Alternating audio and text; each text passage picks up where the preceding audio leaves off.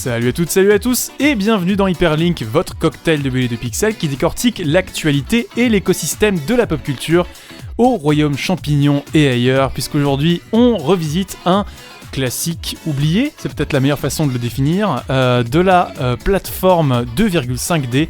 On parle bien sûr de Super Mario 3D World plus Bowser Fury sur Switch. Donc Bowser Fury peut-être la principale nouveauté de cet épisode sur laquelle on va revenir, sans oublier quand même le jeu de base.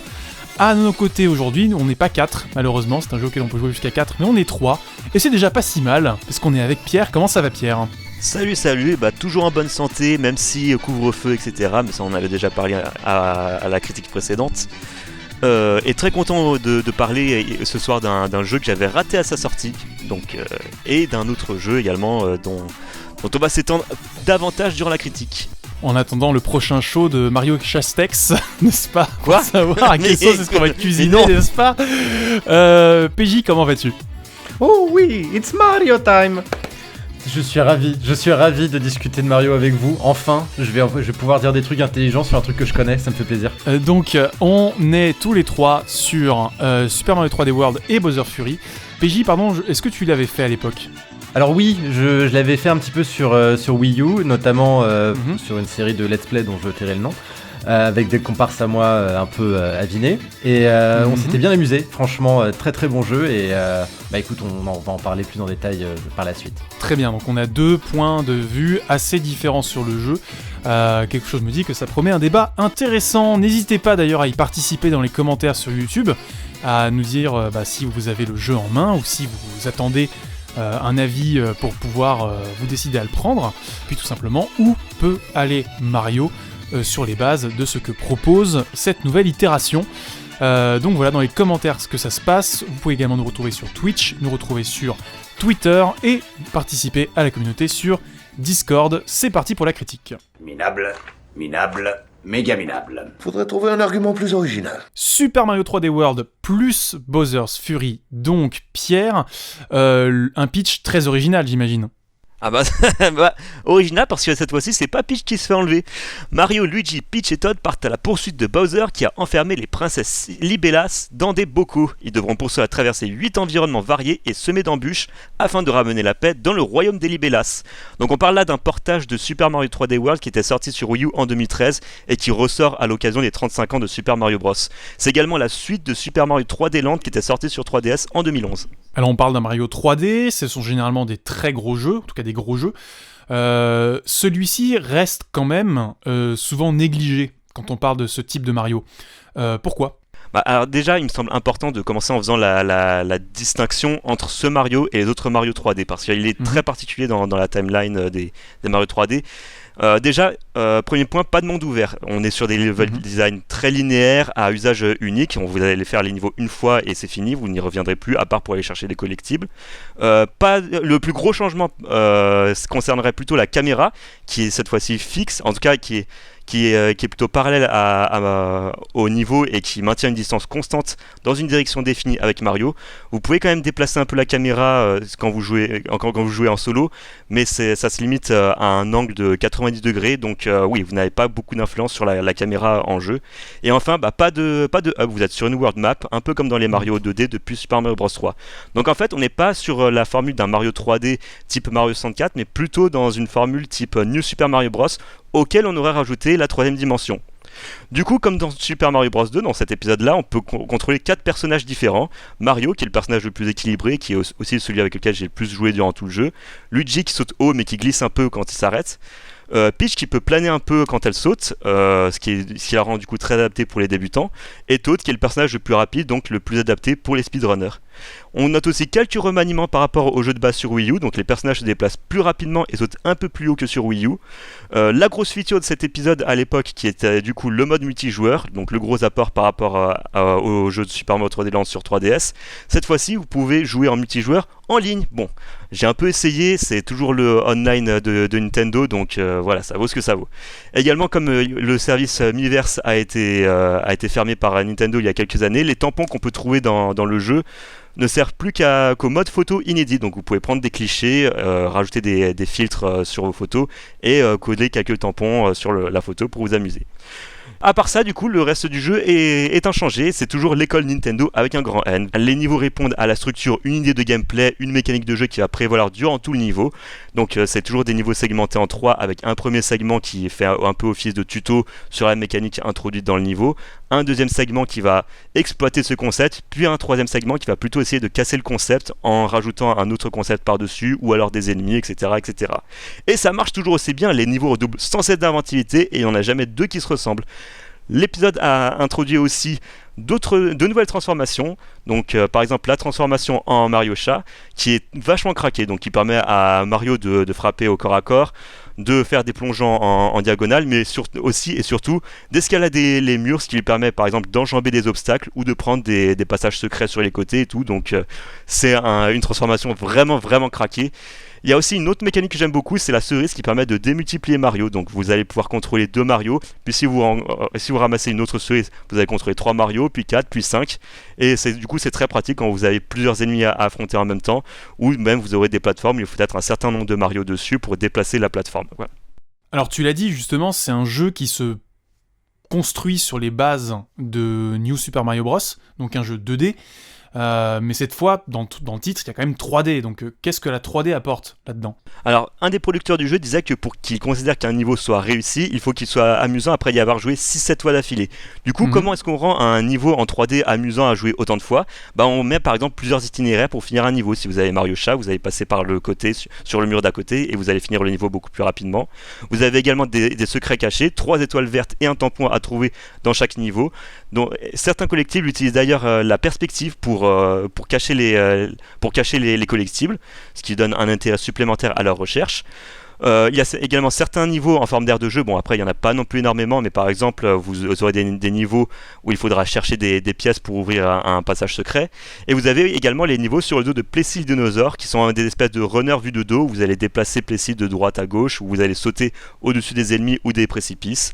Et voilà, c'est des niveaux plutôt amusants que moi j'ai beaucoup aimé. Alors après, en ce qui concerne le jeu, il y a quand même quelques points qui viennent tacher le tableau dans les points négatifs. Déjà les boss globalement sont nuls à yesh, ils sont très très simples à battre et très rapides. C'est toujours ce pattern de 3 coups et c'est fini. Bon alors certes dans les jeux Mario ça a toujours été 3 coups pour vaincre les boss, mais je suis désolé, dans Super Mario Bros 3 les boss étaient quand même plus rapides et stressants à affronter quoi. Également le fait que la caméra soit éloignée de Mario peut empêcher d'apprécier les perspectives dans certains cas.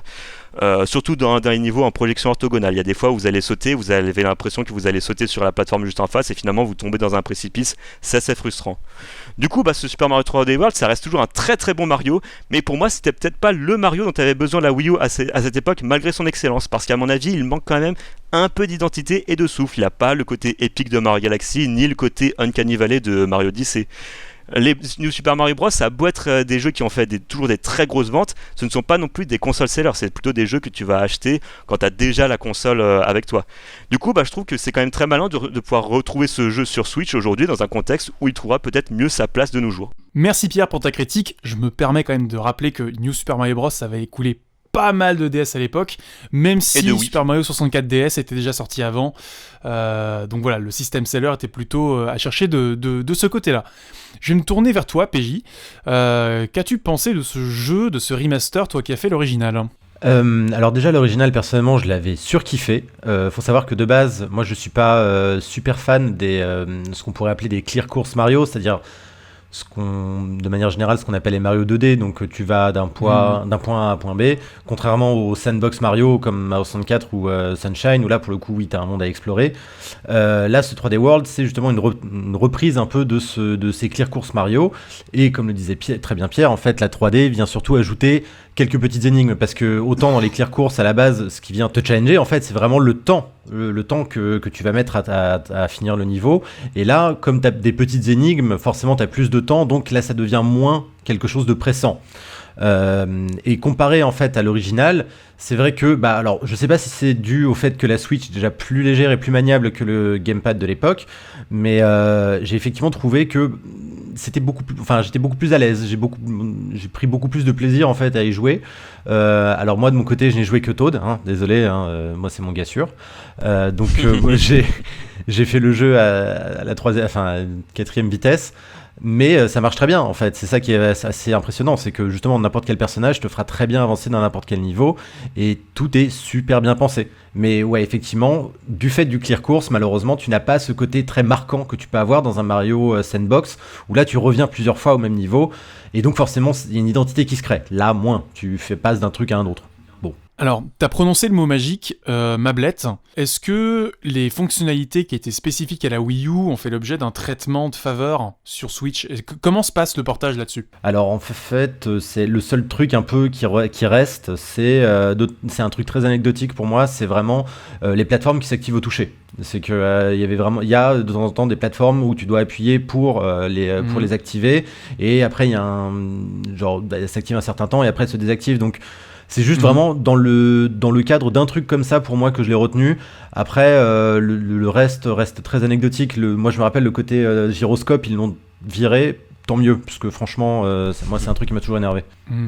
Pierre, peut-être un élément, t'avais envie de rebondir ? Ouais, PJ parlait du temps pour finir un niveau. J'étais assez surpris dans cet épisode de finir le jeu souvent avec très peu de temps, parce que oui, le fait qu'il y ait de la 3D implique qu'il y a beaucoup de recherche, et des fois du coup on va revenir pour aller chercher à nouveau les étoiles vertes qui vont nous permettre de débloquer des niveaux par la suite.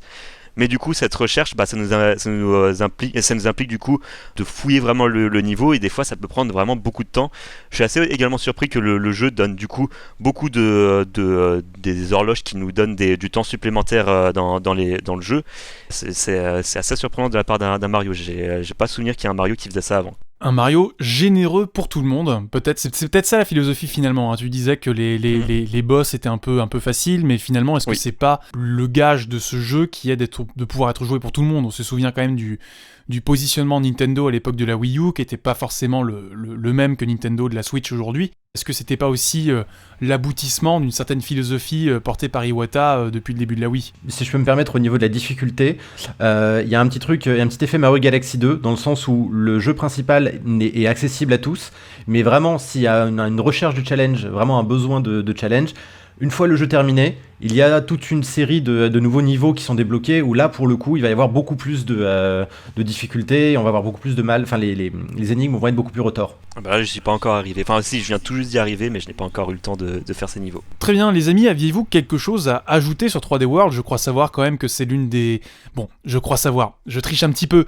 C'est une OST extraordinaire quand même. OST extraordinaire. Alors, peut-être pas au niveau de Mario Galaxy, je trouve, mais en tout cas, l'OST ramène déjà Koji Kondo et surtout Maito Yokota, mon chouchou, qui avait signé l'OST de Mario Galaxy. Et du coup, le jeu signe quand même de très très bons thèmes. Je pense surtout au thème du cirque, qui a vraiment ce côté... là, je ne saurais pas dire parce que j'ai pas autant de vocabulaire musical que toi. Mais ouais, ce côté un peu baladant des OST de Mario Galaxy, quoi.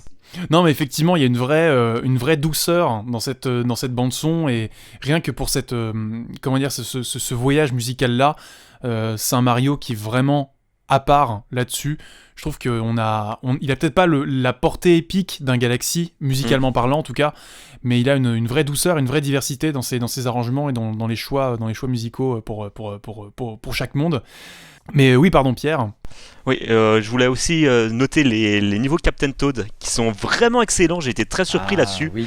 Et je suis pas surpris d'ailleurs qu'ils en aient fait un spin-off par la suite, parce que je connaissais pas du tout comment ça marchait. Et en fait, c'est des niveaux du coup qui sont très petits, mais qui impliquent du coup au level designer de faire quelque chose de très mécanique en fait, que tu vas passer dans un coin, puis après tu vas revenir au-dessus du niveau, etc. Parce qu'en fait le principe c'est que tu joues Toad du coup dans des niveaux cubiques, et sauf qu'avec ce Toad tu ne peux pas sauter, et donc tu vas devoir emprunter des ascenseurs, etc. pour récupérer des étoiles dans un niveau.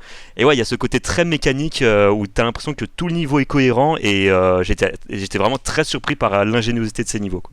Oui, ce que j'allais dire justement, c'est que c'est assez paradoxal, parce que c'est un peu l'anti-Mario en fait, parce que justement le principe est de ne pas sauter et de t'apprivoiser le niveau, et de bien justement l'analyser dans tous ses recoins pour essayer de pouvoir le traverser justement sans avoir à sauter, alors que depuis le début du jeu t'essaies au contraire de calculer tes sauts de plateforme en plateforme. Donc c'est très rafraîchissant en plein milieu de l'aventure, surtout que la plupart du temps tu récupères un max d'étoiles dans ces niveaux, donc ça te permet d'avancer hyper rapidement. Les amis, leur tourne. On va peut-être refermer ce segment consacré à Mario 3D World pour se focus sur Bowser's Fury derrière.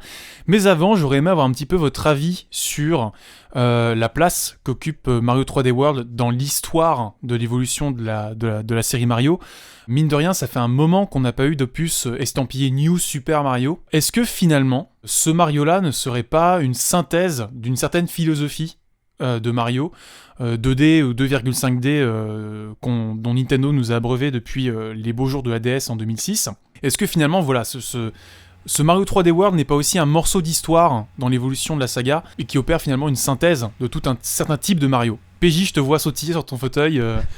Ah mais je trouve que tu as parfaitement raison dans le sens où on arrive pour moi à l'aube en fait du mélange savant que Nintendo essaie de faire depuis longtemps, j'ai l'impression, entre les deux branches de Mario, entre les clear courses et les sandbox. Et rien que là en fait, moi j'ai retrouvé plein de petits trucs super cool de Mario Sunshine, notamment les niveaux sans jet, ce genre de challenge, mais tout en étant en fait dans une optique de Mario 2D. C'est très étrange et justement le mix prend bien, mais il manque encore un petit truc et je pense qu'on va y venir après en parlant de Bowser's Fury parce que pour moi c'est à ce moment-là qu'arrive vraiment la fusion parfaite entre les deux trucs. Mais peut-être que entre les deux aussi, parce que bon, entre 2013 et 2021, il y a eu un autre truc qui est sorti entre-temps, Mario Maker. Oui, bah voilà, c'est peut-être un élément. Pierre, tu veux peut-être rebondir là-dessus, mais c'est peut-être un élément qui gagne à être mentionné, c'est que depuis Mario Maker, effectivement, on n'a pas revu de New Super Mario, mais il y a peut-être une raison. C'est peut-être aussi que ce Mario 3D World est peut-être l'oméga d'une certaine formule, avant d'attaquer l'alpha d'une nouvelle formule, avec Bowser's Fury, qu'on pouvait deviner, en tout cas ce qu'on pensait être un contenu bonus plutôt négligeable. Finalement, ça s'annonce être quand même un complément de taille, Pierre. Comme pour Xenoblade l'année dernière, ce portage, ça a été l'occasion pour Nintendo de se dire tiens, si on ressort un de nos anciens jeux, pourquoi est-ce qu'on mettrait pas une petite extension un peu expérimentale dedans? Donc dans cette extension, Bowser Jr. appelle Mario à l'aide. Son père devenu gigantesque a soudainement perdu la raison, on ne sait pas pourquoi, et donc c'est sur une mer jonchée de différents îlots que les deux rivaux vont devoir partir à la recherche des astres félins pour allumer des phares afin de calmer Bowser. Donc dans cette extension, Bowser's Fury, on adopte cette fois-ci la perspective d'un vrai jeu Mario 3D typé Mario 64. Donc cette fois-ci on retrouve la caméra libre, les quêtes basées sur des artefacts à récupérer dans des zones ouvertes, et en parlant de zones ouvertes, première dans un Mario, cette fois-ci on a un vrai grand monde ouvert, sans temps de chargement entre les îlots, où tout est connecté et tout s'enchaîne seamless, quoi. Également, grosse particularité de cette extension, c'est que toutes les 10 minutes environ, Bowser va se réveiller et d'un seul coup, le jeu va changer d'ambiance, d'un seul coup il y a du death metal, c'est n'importe quoi, ça fait et d'un seul coup le level design va se transformer. Et donc durant ces phases où Bowser va se réveiller, Mario doit se cacher pour éviter le souffle enflammé de Bowser et les éclats de roche qui vont tomber du ciel. Ça va être également l'occasion pour Mario d'exploiter les transformations de l'environnement et le puissant souffle de Bowser pour trouver de nouveaux astres félins. Du coup, on trouve une forme de souffle qui, d'après toi en tout cas, manquait à 3D World. Ah bah ça totalement oui, on retrouve justement, comme tu as dit, ce souffle qui manquait un peu au premier jeu, ce côté peut-être un peu épique même. L'expérience seamless du coup va fluidifier l'aventure et la grandeur du level design donne une satisfaction supplémentaire à l'exploration et à la récupération des astres.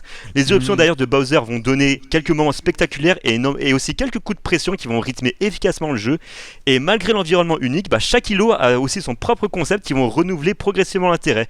D'ailleurs le jeu va aussi inciter le joueur à faire des allers-retours entre les différents niveaux parce qu'à chaque fois que Bowser va apparaître, les îlots vont se transformer un peu et il y a du coup de nouveaux astres félins qui vont apparaître. Et également, autre point sur lequel j'ai été très surpris, c'est sur la durée de vie, c'est que malgré qu'on soit sur une aventure plutôt condensée et sans temps mort, l'aventure est beaucoup plus longue qu'espéré.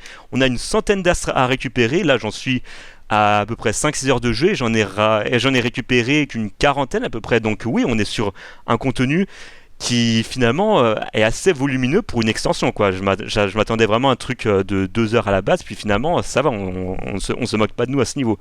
Néanmoins j'ai quand même quelques reproches à faire sur la forme. Déjà le mapping des touches que je trouve un peu erratique, donc dans Super Mario 3D World on n'a pas à contrôler la caméra et surtout on maintient un bouton pour courir.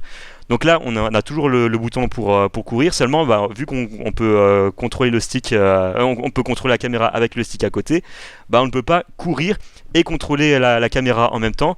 Et c'est surtout problématique quand on porte un objet. Du coup, il faut essayer de faire une espèce de flexion du pouce, mais c'est vraiment pas pratique du tout. Et j'aurais bien aimé qu'il y ait une option de course automatique juste pour ce mode-là. Également, comme j'ai dit, Bowser Jr. Est aux côtés de Mario pour cette aventure. Seulement, je trouve sa présence assez anecdotique. Il ne fait pas grand-chose. Alors certes, un second joueur peut le contrôler, mais il a aussi il a aussi un mouvement unique à lui, mais c'est juste de pouvoir faire des graffitis sur un mur pour faire apparaître un item transformable, genre un champignon, tout ça, et rien d'autre. Il peut pas faire apparaître de plateforme ou ce genre de choses, quoi. On aurait vraiment pu s'en passer tout le long, quoi. Du coup, en conclusion, Super Mario 3D World plus Bowser's Fury regroupe deux excellents jeux pour le prix d'un qui combinent tout le savoir-faire de Nintendo. Les deux peuvent être vus comme deux faces d'une même pièce avec deux visions complémentaires de la plateforme. L'une plutôt classique et l'autre qui va essayer plutôt de transgresser les règles. Bowser's Fury montre aussi que Nintendo a encore des idées à revendre et rend optimiste quant à l'avenir de la licence. Alors qu'en plus on peut en profiter avec ses amis, que demande le peuple ? Pour ses 35 ans, avec Super Mario 3D World et Bowser's Fury, le plombier prouve à nouveau qu'il est héros pas zéro dans les jeux vidéo. Ah là là, PJ s'attendait pas à celle-là. Hein. Il l'a fait, oh mon dieu. Il l'a fait, incroyable. Bon, effectivement, je pense que t'as mis le doigt dessus, c'est que c'est un peu un jeu charnière. Avec d'un côté un remaster un peu patrimoine, on en a parlé juste avant, et une formule peut-être inédite, un peu plus transgressive, qui laisse entrevoir peut-être ce qui peut être l'avenir de la formule Mario. PJ, qu'en as-tu pensé de ce Bowser's Fury, justement ? Alors là, je vais pas me faire des amis, mais en même temps, quand on parle de Mario, je peux pas m'empêcher de lui en coller une. J'ai l'impression d'avoir un Mario Galaxy, mais un bon, en fait, en face de moi. Attention. Dans le sens où, genre, en fait, j'ai vraiment l'impression d'explorer quelque chose et de décider de là où je vais. Parce que, techniquement, effectivement, on a plusieurs îlots dans le lac et il suffit juste qu'on plonge au milieu de l'eau pour que Plessis apparaisse à côté de nous, on monte dessus et puis hop, on peut aller super rapidement à un autre endroit sans qu'effectivement il y ait de temps de chargement, comme l'a dit Pierre. Mais ça, pour moi, ça aurait dû être quelque part l'une des bonnes idées de Mario Galaxy, c'est pouvoir se déplacer justement de planète en planète et de pouvoir en fait avoir ce truc-là, cette espèce d'univers connecté. Et là, justement, je trouve que c'est là-dedans que réside vraiment toute la force de Bowser's Fury.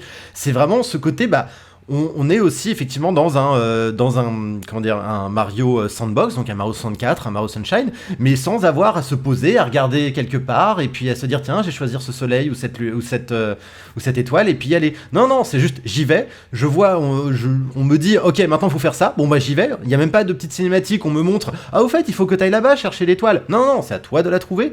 C'est vraiment ultra organique. Il n'y a même pas besoin en fait de petits indices ou je sais pas quoi, ça se fait tout seul en fait. Et à chaque fois, c'est un renouvellement en fait de plein de trucs et c'est un véritable plaisir en fait de revenir à chaque niveau. J'ai trouvé vraiment ça dingue. Et effectivement, comme le dit Pierre, ça donne vraiment beaucoup d'espoir pour la suite de Mario, surtout que, comme on le disait avant, avec Mario Maker, le côté Clear Course Mario, on en a plus ou moins fait le tour. Et là, maintenant, après Mario Odyssey, il s'agirait de réinventer le Mario Sandbox, et Bowser's Fury, pour moi, est une très bonne piste de départ. Effectivement, on n'a pas parlé d'un élément dans la description de la formule de Bowser's Fury qui me paraît comme importante, c'est le moment où Mario peut devenir géant. Mario Super Saiyajin. Est-ce que c'est rigolo à jouer ça ? Parce que c'est peut-être là que le jeu va peut-être le plus convoquer Xenoblade. Moi je vais être catégorique, non. non. Non, c'est juste des combats de boss, mais pas non plus très intéressants. Déjà vu que forcément on abandonne les échelles. Vu que Mario devient géant, forcément le Bowser reprend une taille normale pour nous et du coup ça devient juste un combat de Bowser assez classique où c'est juste tu vas éviter ses ondes de choc et tu vas lui faire un saut dessus et c'est fini quoi. Donc non, pour moi c'est pas c'est assez rigolo de voir du coup Mario Super Saiyajin qui se bat du coup en kaiju contre Bowser, mais l'intérêt se limite à ça quoi. Est-ce qu'on n'est pas sur un scénario où, par exemple, à la Majora's Mask, où quand tu utilises le masque du géant contre le serpent volant, le combat devient tout de suite beaucoup moins intéressant ? C'est un peu ça. Est-ce qu'on n'est pas un peu là-dedans, où tout l'intérêt de la chose réside dans le rapport de l'échelle ? Je pose la question, j'ai pas la réponse. Moi, j'ai jamais fait ce combat sans le masque de géant, donc... oui, je vois ce que tu veux dire, et je pense que oui, on est plutôt dans cet ordre d'idée, oui. Dans le côté gargantuesque, oui. Mais autant dans le côté avant, justement, dans le fameux combat où avant de mettre le masque du géant, bah là, il n'y a pas vraiment d'utilité en fait au fait d'être petit et eux géants. Alors que là, dans Bowser's Fury, comme le disait Pierre, effectivement, il y a des astres qui nécessitent le fait que Bowser attaque le niveau à certains endroits pour détruire certains blocs qui vont te donner accès à un astre. Donc faut même en fait que tu utilises ces moments où Bowser devient complètement taré et essaie de ravager tout sur son passage, à ton avantage. Et ça, pour le coup, ça coûte pas grand chose à faire, mais ils l'ont fait. Et franchement, c'est ultra kiffant. C'est une très bonne idée parce que du coup, effectivement, ça t'invite à revoir le même niveau sous plein d'angles différents. Exactement. Puis même, tu vois par exemple un bloc dans un coin quand Bowser n'est pas encore réveillé, tu te dis ah bah je sais que je vais devoir revenir là-bas plus tard quand Bowser sera réveillé et tout, donc ouais, ça t'implique à être un peu méthodique à limite planifier un peu ce que tu vas faire dans ta partie, à te dire bah voilà, je sais que quand Bowser sera réveillé, il faudra que je revienne ici le plus rapidement possible afin de détruire le bloc, quoi. Ma foi, c'est peut-être une belle perspective pour la saga Mario. Est-ce que vous verriez un Mario plus grand là-dessus ? Oh oui, je demande que ça. Plus grand, je sais pas, mais en tout cas en monde ouvert comme ça, sans temps de chargement, oui, moi.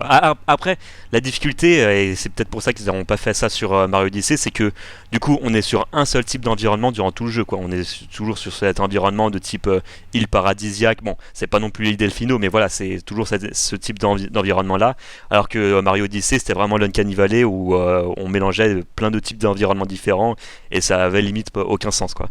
Mais du coup, c'est pas un truc qu'ils pouvaient faire sur Mario Odyssey s'ils voulaient justement avoir cette diversité dans les environnements. Là, du coup, vu qu'on est sur un environnement pour une aventure plutôt concentrée, ils ont vraiment pu se le permettre. Oui, alors très rapidement, ça pour le coup, c'est un truc qui peut se régler très simplement, parce que Mario Odyssey, il reprenait un peu le fonctionnement d'un clear course Mario, c'est-à-dire que tu sélectionnais ton niveau pour y aller. Alors que là, tu vois, bah en soi, t'as l'immense lac. En soi, rien ne t'empêche de mettre un point de téléportation en plein milieu du lac, et genre tu y vas et tu te retrouves téléporté dans un autre environnement qui a un autre habillage, mais avec exactement les mêmes idées, enfin pas exactement les mêmes, mais avec les mêmes idées, trucs comme ça. Et là, bim, t'as un new Super Mario 3D World Future Galaxy 2000. Est-ce que finalement Banjo-Tooie n'était pas précurseur ? Je n'exprimerai pas, je n'ai pas joué à ce jeu. Je saigne encore. Aïe. On va se quitter là-dessus, les amis. Bon, pour finir, je devine que Super Mario 3D World et Bowser's Fury, on recommande ? Oui, très largement. Et surtout pour Bowser's Fury, je pense que je préfère même Bowser's Fury à 3D World.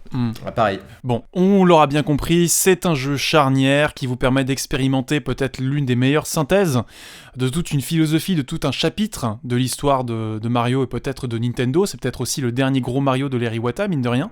Et Bowser's Fury peut quand même être une fenêtre vers justement ce nouveau Mario qui a commencé à se construire sans Iwata avec Odyssey, mais qui va continuer de grandir et d'évoluer vers une nouvelle formule peut-être un peu plus maîtrisée. Merci à vous pour cette critique. Vous pouvez évidemment réagir sur YouTube dans les commentaires, nous rejoindre sur Discord pour échanger avec nous au sujet de Super Mario 3D World et Bowser Fury, nous rejoindre sur Twitter et sur Twitch. Merci à vous du coup, on vous souhaite une très bonne journée, une très bonne soirée, un très bon appétit et on vous dit à très bientôt. Ciao. Bisous. Ciao tout le monde.